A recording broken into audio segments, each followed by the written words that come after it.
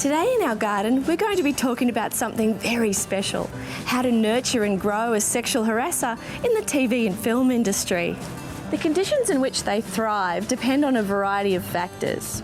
Being in a position of power in an industry that's hard to get into, unfettered access to a lot of aspiring young women who want to get into that industry, and in terms of weather conditions, I find that harassers tend to thrive best when there's a climate of denial.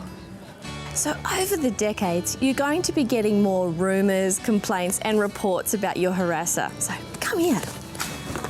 What I like to do is just bury them deep down, and then I add an extra layer of topsoil just to make sure that those pesky journalists won't be digging those stories up until years later. Now let's talk about weeding out the troublemakers.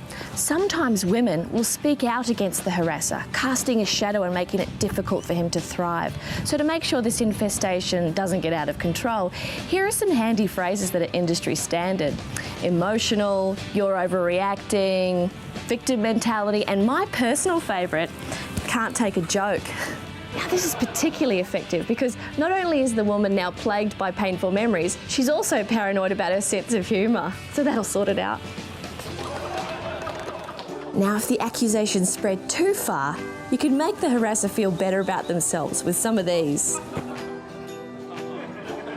Now this one's a real beaut. If you're really lucky, you'll end up with something like this. This is what can happen when conditions are just right. It's amazing that this was able to just do its own thing for almost 2 decades. Oh, would you look at that?